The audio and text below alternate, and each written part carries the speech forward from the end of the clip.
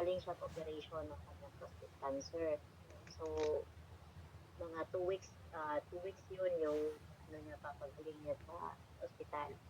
So, nung nalaman ko na may nakuha sa kanya sa kanyang intestine, so naging okay siya. Tapos, pinalabas siya ng doktor. Nung pinalabas na siya ng doktor, kasi accepted namin talaga is okay na siya. So, di ba, grabe yung prayer ng Pinoon. Oo, naging praise God. Salamat sa Panginoon. Binigyan siya talaga ng kagalingan.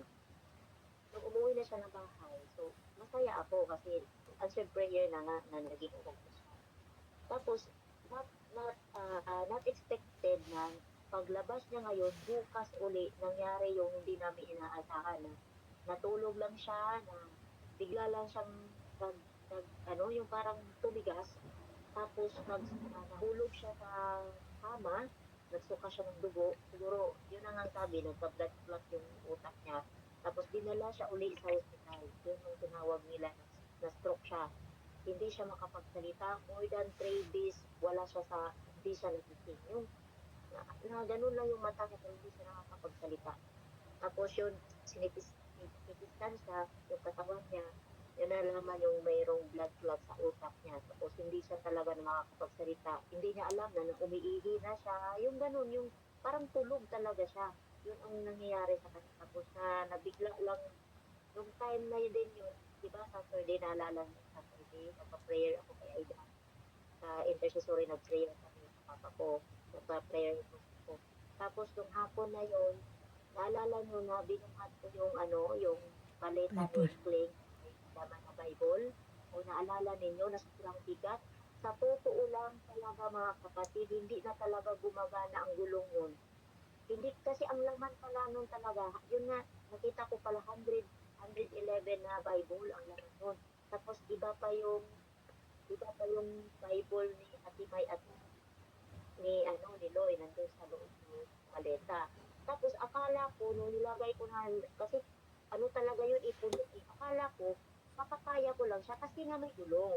Nung pababa na kami ni Vanessa, binitbit ni Vanessa yung bag ko, akala ko okay siya. Nung galing na ako ng church, papunta doon sa MTR, sabi ko, wala na talaga yung gulong na hindi gumagana. Paano ko kaya to idadalhin? Sobrang bigat, kumbaga grabe plus yung bag ko pa sa likod. Feel ko talaga yung parang maano yung katawan ko, ma-bar down kasi yung pawis ko ba grabe, tapos sakit na yung likod ko. Tiniis ko talaga siya papunta dun sa MTR. Tapos hanggang nadating na ako dun sa Taiko. Pagdating ko doon sa kay Kling, bigla lang ako nagkakanya na nandito na ako sa labas ng bahay niyo. Kasi alam ko na hindi siya makakapagsundo sa akin sa MTR. Alam ko din na parang maano din siya sa akin na ganun pala kahirap ang dibdib ko. Tapos nung time na dun pala na yun yung kapalit na ginawa ko na sacrifice ng time na yun. Nung araw din na yun, nung oras na yun, nagising yung papa ko. Grabe yung miracle ng Panginoon sa akin.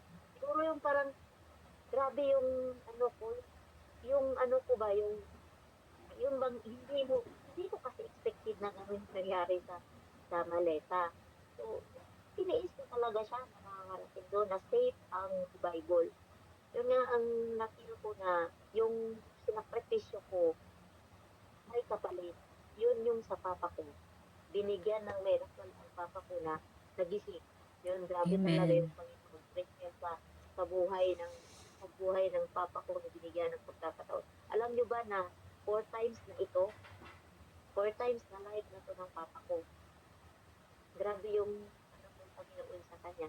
Kaya hinihintay, kumbaga, parang kahit na minsan na ano ko ba na ano ako kasi pag nag-share ako sa kanya, nahihirapan ako siyang patanggapin. Lagi siyang umiiwas sa akin. Tapos, ah, yun siguro hinihintay lang talaga ako na uuwi ako or what. Kasi yun na nga. Tapos, binipray ko pa talaga na maging okay, maging okay talaga siya na makakauwi ako sa Pilipinas. Kasi, yun talaga ang purpose ko eh. Siguro ito din yung way ng Panginoon. Nandito ako sa Hong Kong through mas lalo pang akong may minister naman ako sa Philippines, but iba dito talaga ako inangkin ng Panginoon, yung faith ko sa Kanya. yung ano sa akin po talaga at madadala ko rin sa family ko yung salvation na galing sa Panginoon. Yun lang po, praise God po at talagang napakabuti at yung araw din po na yun, Saturday, grabe yung miracle ng Panginoon na ibinigay sa family ko. Yun lang po, testimony ko po. Well, Amen. hindi sure. Hindi man ka-excited. Salamat sa pag-share Hindi mo. man ka-excited. Saglit lang, amiga. Saglit lang, amiga. Hindi man ka-excited. Exciting mag-share. Oy, to make it short, yung time na nagbubuhat siya ng Bible, yung time na binubuhat niya yung bag, yun din yung time na nagising yung papa niya. Habang buhat-buhat niya yung mga cross talaga. Nagising yung father Yung niya. carry yun ang my cross. exciting part. Tinawagan Praise ka the agad? Lord. Tinawagan ka nila kaagad? Oo, nag-chat sila sa akin na nagising yung papa ko. Yung oras na talaga na yun. Na Oh. nagising na siya, nagtaka siya na ano daw, asan daw siya, hindi niya alam.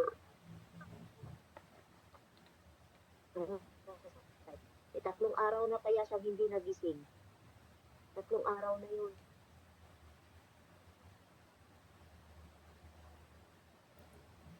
Sige, praise God.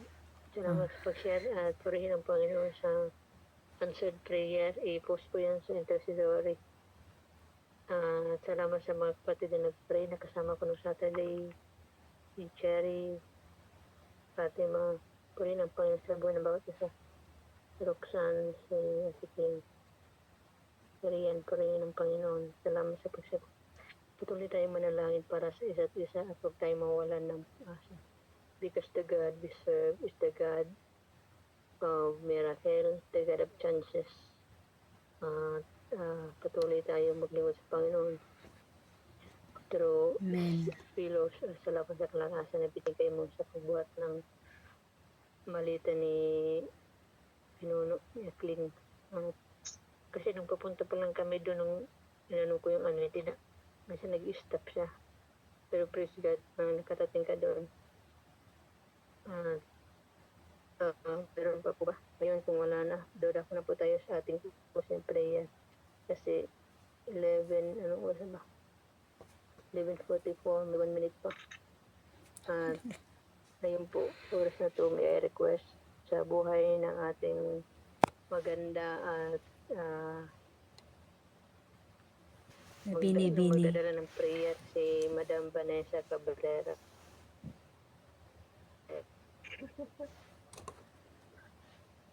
Yeah.